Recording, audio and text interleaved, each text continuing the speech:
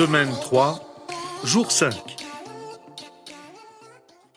Bonjour et bienvenue dans notre série d'études méditatives Dieu au quotidien sur la lettre de Paul aux Romains. Aujourd'hui, nous en sommes à notre 5e et dernier jour à examiner ce chapitre biblique en message saisissant. Lisons donc ensemble les versets 27 à 31 du chapitre 3. Où est donc la raison de se montrer fier ? Elle a été exclue. Par quelle loi ? Par celle des œuvres ? Non, par la loi de la foi. En effet, nous estimons que l'homme est déclaré juste par la foi, indépendamment des œuvres de la loi. Ou bien, Dieu est-il seulement le Dieu des Juifs ? N'est-il pas aussi celui des non-Juifs ? Oui, il est aussi le Dieu des non-Juifs, puisqu'il y a un seul Dieu qui déclarera les circoncis justes sur la base de la foi et qui déclarera aussi les incirconcis justes au moyen de la foi. Cela signifie-t-il donc que par l'intermédiaire de la foi, nous annulions la loi ? Certainement pas. Au contraire, nous confirmons la loi. La conclusion du chapitre 3 de la lettre aux Romains se résume en 3 expressions courtes et simples. Un seul peuple, un seul Dieu, un seul chemin. Un peuple qui a besoin d'un seul Dieu. Un Dieu qui nous a tous créés par un seul chemin, la foi en Jésus-Christ. À la fin de ce chapitre, Paul pose des questions très importantes. Il pose des questions sur la fierté, la vantardise. Il pose aussi une question sur le fait que Dieu est le Dieu des Juifs. Et il pose enfin une question sur la loi de l'Ancien Testament. La première question que Paul pose est celle-ci. Où est donc la raison de se montrer fier ? Eh bien, il n'y en a tout simplement pas. Pas de place pour l'orgueil. Il n'y a pour ceux qui ont placé leur foi en Jésus-Christ aucune raison de se vanter. C'est une excellente nouvelle pour nous en ce qui concerne notre salut. Si nous avions quelques raisons de nous vanter de notre salut, à quoi donc ressemblerait le ciel ? J'ai souvent pensé à ça.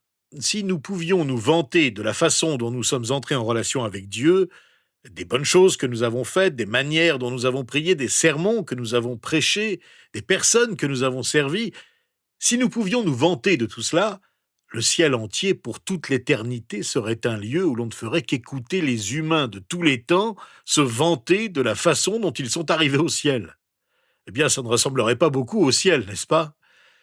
Il n'y a pas de raison d'être fier parce que c'est par la foi, grâce à ce don de Dieu, que nous sommes accueillis au ciel. Dieu seul est capable de conduire chacun d'entre nous dans la présence même de Jésus-Christ. C'est un peu comme si nous montions tous ensemble dans un immense ascenseur et que Dieu nous emmenait tous ensemble dans sa présence. Nous expérimentons ensemble ce que cela signifie pour lui de nous élever, de faire pour nous ce que nous ne pourrions jamais faire pour nous-mêmes. Il n'y a vraiment aucune raison de se montrer fier. La deuxième question que Paul pose est la suivante. Dieu est-il le Dieu des Juifs seulement ? Et en posant cette question, Paul souligne pour nous qu'il n'y a pas de préjugés. Il n'y a en fait qu'un seul chemin, qui n'est pas du tout celui des préjugés, mais celui de Jésus-Christ. Dire que nous sommes les seuls à pouvoir venir à la foi en Jésus-Christ parce que nous l'avons compris mieux que quelqu'un d'autre ou que nous avons eu le privilège de l'entendre mieux que quelqu'un d'autre serait un préjugé spirituel entièrement faux et intolérable. Paul dit que Dieu n'est pas seulement le Dieu des Juifs, d'un seul peuple sur terre. Il n'est pas seulement le Dieu des gentils, il n'est pas seulement le Dieu des Américains ou des Européens. Il est le Dieu de tous. Lorsque vous et moi permettons aux préjugés spirituels de s'infiltrer dans nos vies, nous nions le caractère même de Dieu. Dieu, de par son caractère, aime le monde entier. Paul pose alors une 3e question et demande « Annulons-nous la loi ?» Lorsque nous disons que nous avons la foi, disons-nous que la loi ne vaut rien ? Nous allons progressivement examiner ça de plus près tout au long de nos méditations sur l'ensemble de la lettre aux Romains. Mais ici, Paul dit déjà très clairement que, loin d'annuler la loi, nous continuons à la respecter. Ce n'est pas comme si parce que j'ai foi en Jésus-Christ, je n'ai plus à vivre selon les normes prescrites par Dieu. Il n'y a pas de place pour l'orgueil, il n'y a pas de place pour les préjugés, et il n'y a pas de place non plus pour la permissivité. La bonne nouvelle de Jésus-Christ soutient la loi morale de l'Ancien Testament dans tous ses détails. La loi a une direction morale. Elle nous montre que nous avons besoin de Jésus-Christ. Pas d'orgueil, pas de préjugés, pas de permissivité. En fait, la réponse de Paul à chacune de ces questions est la réponse à 3 des plus grandes hérésies de l'Église. L'une des plus grandes hérésies de l'Église est ce qu'on appelle le gnosticisme. L'idée que je peux avoir une connaissance meilleure que celle des autres, ou que, par ma connaissance supérieure à la vôtre, je peux être plus proche de Dieu que vous. Mais c'est tout simplement faire preuve d'orgueil. Et Paul affirme qu'il n'y a aucune raison de s'enorgueillir. Nous sommes tous égaux devant Dieu. Il n'y a donc pas de quoi se vanter. Une deuxième grande hérésie de l'Église est ce que j'appellerais l'exclusivisme, l'idée qu'un certain groupe peut se rapprocher de Dieu plus que quiconque. Il s'agit d'une hérésie très populaire dans toutes sortes de religions, mais Paul nous rappelle ici qu'il n'y a pas de préjugés. Jésus-Christ s'est donné pour nous tous.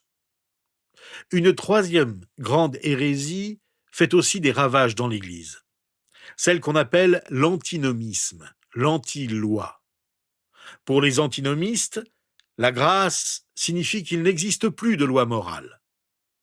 Paul dit très clairement ici que la grâce ne signifie pas du tout cela. La grâce signifie tout simplement la grâce. Je viens à Jésus-Christ par la grâce. Mais si je connais Jésus-Christ par la grâce, c'est précisément pour pouvoir vivre comme Dieu le veut. La grâce ne rejette pas la loi, elle nous montre le but de la loi. Ces 3 hérésies, le gnosticisme, l'exclusivisme et l'antinomisme, ont été combattues par l'Église pendant 2000 ans sous différentes formes et sous différents noms. Mais nous luttons nous-mêmes personnellement contre elles. Le fait est que je suis enclin à l'orgueil. J'ai tendance à avoir des préjugés contre les autres. Et je prends parfois des libertés avec la grâce de Dieu en négligeant mon comportement moral. Nous pouvons tirer une certaine fierté de notre salut. Nous pouvons aussi mépriser ceux qui n'ont pas reçu la grâce et devenir égoïstes. Nous pouvons enfin devenir infidèles en tordant le sens de la vérité et en croyant que nous n'avons pas à vivre notre vie par la grâce et la force de Dieu pour sa seule gloire. Ce qui était vrai pour les chrétiens de Rome du temps de Paul l'est encore aujourd'hui, et nous luttons comme eux personnellement contre l'orgueil, les préjugés et la tendance à prendre des libertés avec la grâce de Dieu. Comment y faisons-nous face ? La meilleure façon est d'être honnête avec Dieu. Alors que nous terminons ensemble cette étude du chapitre 3 de la lettre aux Romains, je voudrais vous donner l'occasion de prendre le temps de prier pour parler à Dieu de ces mêmes problèmes, de lui parler de votre orgueil, de lui parler de vos préjugés, de votre tendance à exclure les autres et des moments où vous prenez des libertés avec son pardon. Vous pouvez prier en silence ou en mettant de la musique. Nous prierons ensuite ensemble. Pour l'instant, parlez à Dieu honnêtement de votre orgueil. Parlez-lui de ces moments où vous avez permis à votre orgueil de vous empêcher de le louer et de l'accepter humblement comme le Seigneur de votre vie. Prenez aussi un moment pour admettre vos préjugés à l'égard d'autres personnes que vous refusez d'accepter et d'aimer. Demandez pardon à Dieu pour votre attitude de rejet.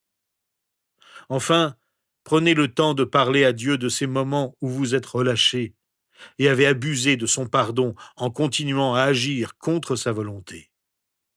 Dites-lui non seulement que vous êtes désolé, mais que vous revenez à lui avec un cœur sincère, désireux de changer votre comportement et de vivre comme il le veut.